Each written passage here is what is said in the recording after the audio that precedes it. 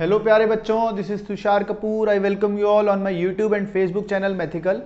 आज बेटा हम एओडी का लेक्चर नंबर 4 पढ़ने वाले हैं, जिसमें हम टॉपिक पढ़ेंगे interpretation of D Y by D X as a rate change.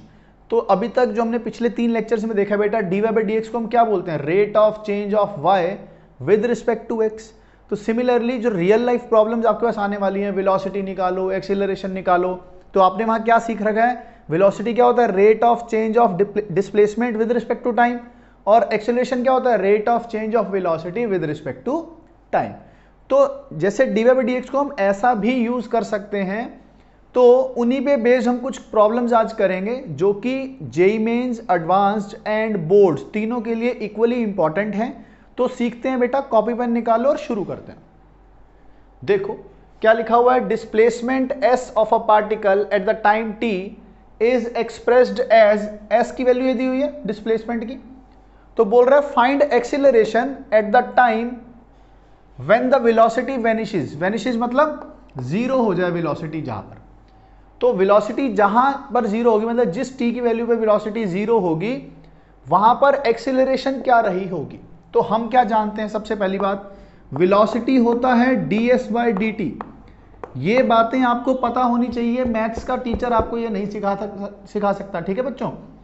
तो ds बाई डी टी निकालना पहले हमें। तो ds बाई डी टी कितना होगा? Half into 3t square minus 6।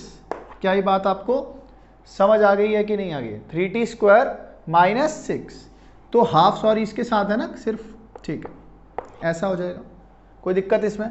तो अब ये वेलोसिटी निकल गई, और वेलोसिटी होनी कितनी चाहिए बेटा? जीरो होनी चाहिए। तो वो टी निकाल लेते हैं, किस पॉइंट पर जीरो हो रही है। तो 3t square by 2 is equal to 6। तो 3t स्क्वायर कितना आ गया बेटा? ये आ गया आपके पास 12। कोई दिक्कत है इसमें तो बताओ। तो हमारे पास टी स्क्वायर की वैल्यू कितनी आ गई? टी स्क्वायर आ गया 4। तो यहां से टी की वैल्यू या तो 2 आएगी, टी की वैल्यू या तो -2 आएगी। लेकिन हम क्या जानते हैं बेटा?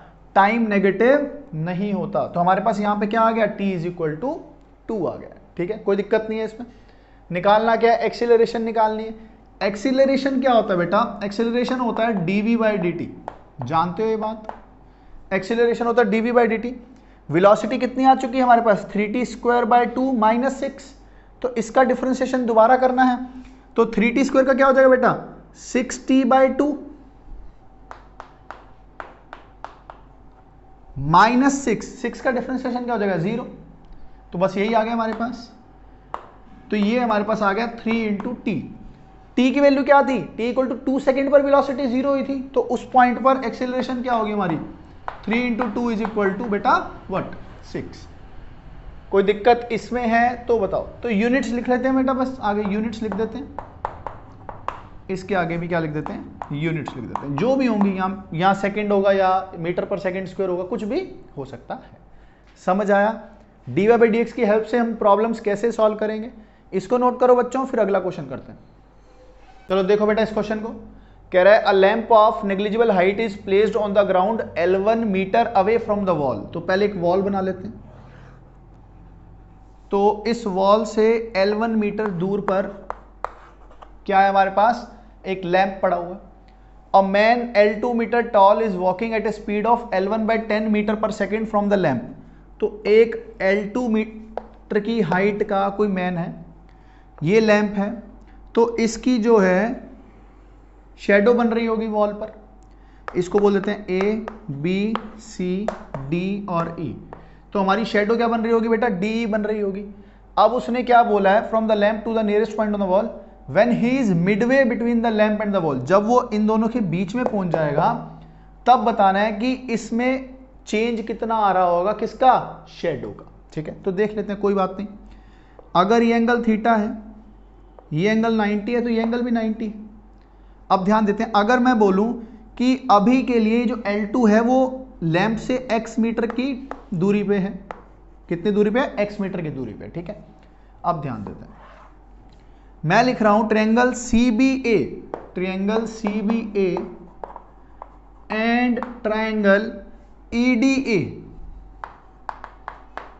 Both are similar, both are similar triangle. Similar triangle में क्या होता है रिक्वायरमेंट, दो एंगल इक्वल हो जाएं, ए सिमिलैरिटी, ये एंगल दोनों में इक्वल है, दोनों में एक एक एंगल 90 डिग्री है ना, तो ट्रायंगल क्या बन गया, सिमिलर बन गया। और सिमिलर ट्रायंगल की साइड्स की रेशियो क्या होती है, इक्वल होती है। अब ध्यान दो, ये थीटा के अपोजिट क्या है, L2, थीटा के अपोजिट क्या है, ED, तो L2 by ED is equal to x upon L1। यहां तक कोई दिक्कत है तो बताओ। तो ED कितना आ गया हमारे पास, L1 L2 by x.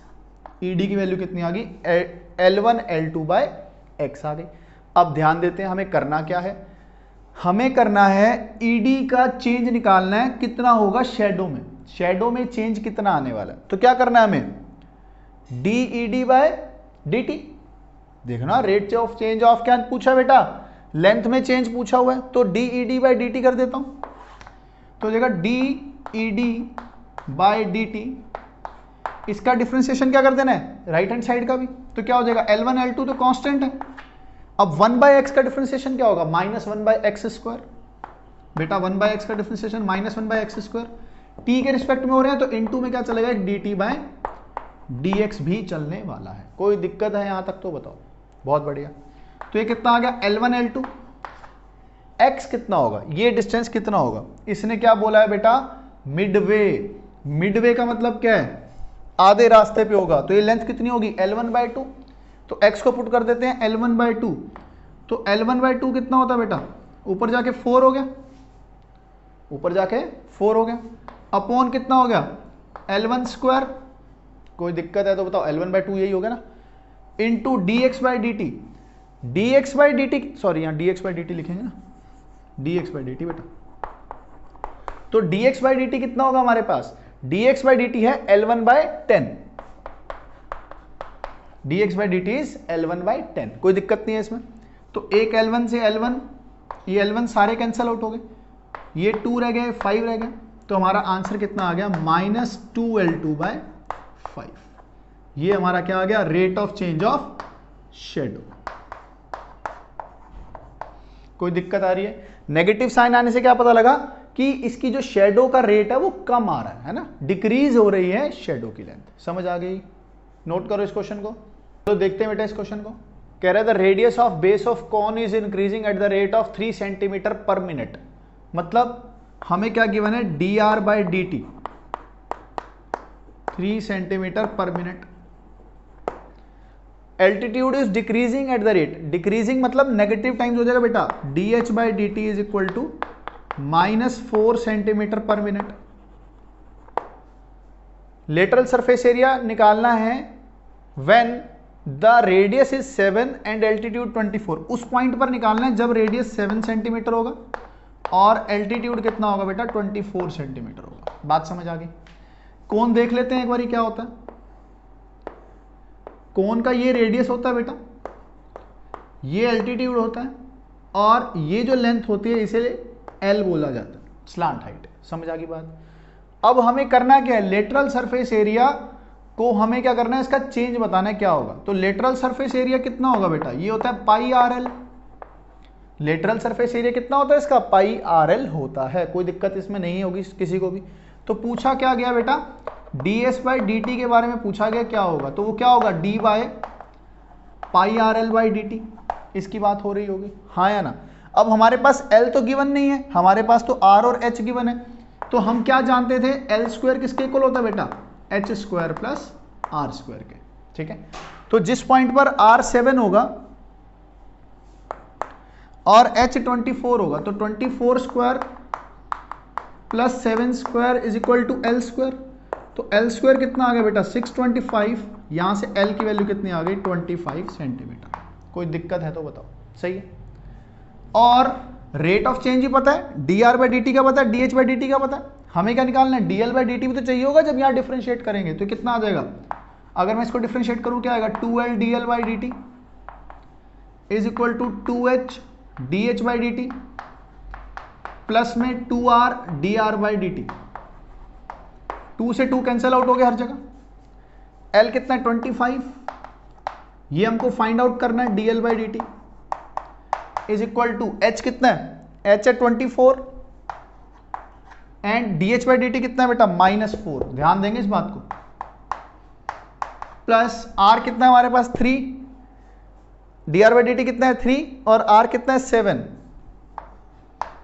3 into 7। अब ध्यान देंगे ये कितना हो गया -96 प्लस 21 -75, -75 बाई 25 इज -3, तो dl बाई dt आ गया हमारे पास -3 सेंटीमीटर पर मिनट, ये आ जाएगा -3 सेंटीमीटर पर मिनट। बहुत बढ़िया। अब निकालना क्या है, निकालना तो ds बाई dt है, तो ds बाई dt कितना होगा बेटा, ध्यान देंगे पाई तो कांस्टेंट, इसको बाहर ही लेते हैं, इनटू r और l दोनों वेरिएबल है बेटा, तो क्या करेंगे प्रोडक्ट रूल लग जाएगा, तो क्या हो जाएगा r dl by dt plus l dr by dt, समझ आ गई। तो ये कितना आ जाएगा पाई इंटू r कितना है हमारे पास, r है 7 और dl बाई dt कितना है -3, तो ये हो जाएगा 7 इंटू -3, और l है हमारे पास 25 और dr बाई dt कितना है 3, तो हो जाएगा 25 इंटू 3, तो ये आ जाएगा पाई को लिख देते हैं 22 बाई 7 इंटू 3 कॉमन ले लेते हैं, इंटू अब ध्यान देंगे बेटा 25 माइनस 7 कितना होता है, 25 माइनस 7 इज 18, 25 माइनस 7 इज 18, तो आपके पास ये आ जाएगा ds बाई dt, और ये कितना हो जाएगा बेटा सेंटीमीटर पर मिनट, हमें एरिया चाहिए ना, rate of change of area, तो कितना हो जाएगा सेंटीमीटर स्क्वायर पर मिनट की बात हो रही होगी। कोई दिक्कत इस चीज में आपको दिख रही है तो बता दो मुझे, ठीक है, समझ आ गया होगा ये वाला क्वेश्चन आपको, नोट कर लो बच्चों, इसको सिंप्लीफाई कर लेंगे ना आंसर आ जाएगा, नोट कर लो फिर आगे बढ़ते हैं, ठीक है। चलो देखो बेटा इस क्वेश्चन को, क्या कह रहा है, let x be the length of one of the sides of isosceles triangle, एक साइड है तो दूसरी साइड भी x होगी, theta let be the angle between them, ये थीटा एंगल होगा, if x is increasing at the rate of 1/12 metre per hour, मतलब theta बढ़ रहा है कोई दिक्कत नहीं है, if theta is increasing at the rate of, theta भी बढ़ रहा है x भी बढ़ रहा है, then find the rate in metre square per hour at which the area of the triangle is increasing. अच्छा बहुत बढ़िया, तो एरिया ऑफ ट्रायंगल क्या होता है बेटा, अगर आपको दो साइड लेंथ पता है और बीच का एंगल पता है तो क्या होता है हाफ इंटू इन दोनों साइड का प्रोडक्ट इंटू साइन थीटा, तो हो जाएगा half x square sine theta, कोई दिक्कत नहीं है इसमें। तो पूछा क्या एरिया का चेंज, बस डिफरेंशिएट करना रह गया, तो क्या हो जाएगा D A by D T, half तो कांस्टेंट है बाहर आ जाएगा, अब इनका डिफरेंशिएशन होगा एक्स स्क्वायर का क्या होगा 2x into D x by D T sine theta ऐसे का ऐसा, प्लस अब एक्स स्क्वायर ऐसे का ऐसा रहेगा, साइन थीटा का क्या हो जाएगा cos theta D theta by D T, ये बन गया हमारे पास, समझ आ गई बात। अब हमारे पास सारी वैल्यूज गिवन है बेटा, 2 इंटू एक्स कितना है 12, D x by D T कितना है 1/12 इंटू साइन थीटा कितना है, साइन थीटा, थीटा है π/4, तो साइन थीटा कितना 1/√2,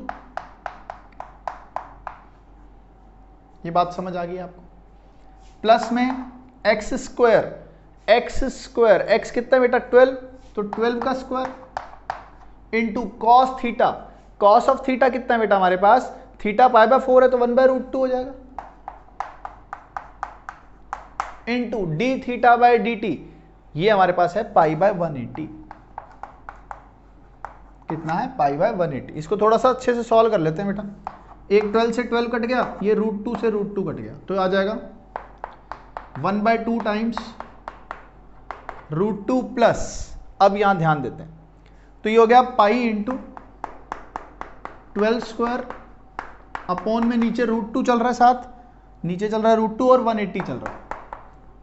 अब ये कितना हो जाएगा बेटा 2, ये 30 आ गया, ये आ गया 2, ये 5 आ गया, समझ आ गई बात। तो ऊपर एक और चलो √2 भी कैंसिल आउट कर देते हैं, तो ये आ जाएगा 1/2 इंटू √2 प्लस कितना होगा बेटा 2√2 π/5, 2√2 π/5, ये आपका आंसर। आप इसको और भी सिंप्लीफाई कर सकते हो बेटा, √2 बाहर ले लिया कॉमन और ये सब है ना, ठीक है। तो ये आपका आंसर आ जाएगा, यूनिट क्या आएगी मीटर स्क्वायर पर आर आ जाएगी। तो ये हमारे पास कितना आ गया बेटा, dA/dt। यही हमसे पूछा गया कि dA/dt कितना होने वाला है। समझ आ गई बेटा बात? मतलब क्या है कि आपको स्टार्टिंग का एक्सप्रेशन लिखना आना चाहिए है। अगर आपको ये एरिया लिखना नहीं आता तो आप ये क्वेश्चन प्रोसीड नहीं कर सकते हो। तो मतलब हमने जो अभी तक पढ़ा है 11th में, है ना, 12th में, अब तक 9th 10th में, वो सारे फॉर्मूलाज हमको आने चाहिए। आएंगे तभी सवाल होगा, नहीं तो नहीं होगा। नोट करो इसको। चलो देखो बेटा इस क्वेश्चन को। लास्ट क्वेश्चन है हमारे आज के लेक्चर का। क्या कहना चाह रहा है? If water is poured into an inverted hollow cone. Inverted hollow cone मतलब उल्टा कोन, जिसका हमें सेमी वर्टिकल एंगल 30 गिवन है। सेमी वर्टिकल मतलब ये एंगल हमको 30 गिवन है। Show that its depth increases at the rate of 1 centimetre per second. मतलब ये इसकी डेप्थ जो है 1 सेंटीमीटर पर सेकेंड जो है बढ़ रही है। फाइंड द रेट एट विच, तब जैसे देखो ना बेटा, पानी डालते जाएंगे तो क्या होगा, पानी नीचे से ऊपर की तरफ से बढ़ता जाएगा। ठीक है, वही पूछ रहा है कि कितनी हाइट से बढ़ेगा। Find the rate at which the volume of water increases when the depth is 24 centimetre. ध्यान देते हैं, इसको O बोल दिया, A बोल दिया। मान लेते हैं किसी इंस्टेंट तक जब डेप्थ 24 सेंटीमीटर थी, उस इंस्टेंट पर देखो हमारे पास क्या है बेटा, जो रेट था हाइट के बढ़ने का 1 सेंटीमीटर पर सेकेंड था। ठीक है, तो मैं चलो किसी कुछ पर्टिकुलर हाइट h ले लेता हूं। ठीक है, पर्टिकुलर हाइट h ले लेता हूं, C और ये D हो गया। ठीक है, तो उस पॉइंट पर रेडियस हमारा कितना होगा, उस पॉइंट पर रेडियस हमारा कितना होगा। अगर मैं यहाँ पे परपेंडिकुलर बोल दूं बेटा, तो ये एक ट्रायंगल बन गया। तो क्या मैं रेडियस निकाल सकता हूं? तो क्या होगा, radius upon height is equal to tan 30 होगा। देखो R/H कितना हो गया, tan 30 डिग्री हो गया। यहाँ पर ध्यान दे लो, ये परपेंडिकुलर, ये बेस और ये थीटा डिग्री। तो tan 30 1/√3, तो R की वैल्यू कितनी आ गई बेटा, h/√3। और R² की वैल्यू कितनी आ गई, h²/3। इसमें कोई डाउट है तो बताओ। अब वॉल्यूम ऑफ कोन की बात क्या होगी बेटा, देखो अगर पानी यहां तक भरा हुआ है, अगर पानी यहां तक भरा हुआ है तो ये भी तो कोन ही है अपने आप में, तो ये जो वॉल्यूम होगा वो भी तो कोन का ही वॉल्यूम होगा। तो वॉल्यूम ऑफ कोन क्या होता है, 1/3 पाई R²H। ये बात सही है गलत है? और मैं R² की वैल्यू को h²/3 लिख सकता हूं, लिख सकता हूं। तो कितना हो जाएगा, 1/3 इंटू पाई, ये हो जाएगा h²/3, तो h³/9 हो जाएगा। बात समझ आ गई? तो ये हो गया पाई h³/9। ये हमारे पास आ गया वॉल्यूम। अब हमें करना क्या है, rate of change of volume मतलब dV/dt निकालना। तो dV/dt कितना होगा बेटा, पाई/9 into 3h² dH/dt। 3h² dH/dt। कोई दिक्कत इसमें है तो बताओ। तो ये हो जाएगा पाई/9 इंटू 3 इंटू h कितना बेटा, 24। तो हो जाएगा 24 इंटू 24 इंटू dH/dt कितना हमारे पास, ये है हमारे पास 1 सेंटीमीटर पर सेकेंड। तो इसको तो 1 ही लिख देते हैं, कोई दिक्कत वाली बात नहीं है। तो ये कट गया, ये 3 आ गया, और ये कितना आ गया बेटा, 8 आ गया। ठीक है, इस चीज में कोई दिक्कत है तो बताओ। 24 इंटू 8 कितना होगा बेटा, 24 इंटू 4 192। तुम्हारा आंसर आ गया 192 पाई। और कितना है, वॉल्यूम की बात हो रही है तो सेंटीमीटर क्यूब पर सेकंड हो जाएगा, सेंटीमीटर क्यूब पर सेकंड। बताओ बेटा इस चीज में कोई डाउट है तो, इस चीज में कोई डाउट है तो बताओ। तो बेटा हम सारे जो क्वेश्चन हमने किए हैं तो उसमें क्या हो रहा है, प्रीवियस नॉलेज की रिक्वायरमेंट है। मतलब जो वॉल्यूम ऑफ कोन क्या होता है, एरिया ऑफ ट्रायंगल क्या होता है ना, ट्रिग्नोमेट्री का यूज हो रहा है। तो ये बातें आपको आती होंगी तो ये क्वेश्चन करने बहुत आसान हो जाएंगे, अदरवाइज ये करने बहुत ज्यादा मुश्किल होंगे। ठीक है, तो आज का लेक्चर यहीं पे समअप करते हैं बेटा। एओडी का एक लेक्चर हमारा और बचा हुआ है जिसमें हम 3 थ्योरम पढ़ेंगे, मीन वैल्यू, लैग्रांजे और कॉची थ्योरम। ठीक है, फिर उसके बाद हम एओडी को खत्म कर लेंगे, फिर हम मोनोटोनिसिटी पर आ जाएंगे। ठीक है बेटा, अगर आज का लेक्चर आपको समझ आया है, पसंद आया है तो लाइक, कमेंट एंड शेयर करना ना भूलें। थैंक यू बच्चों, बाय बाय।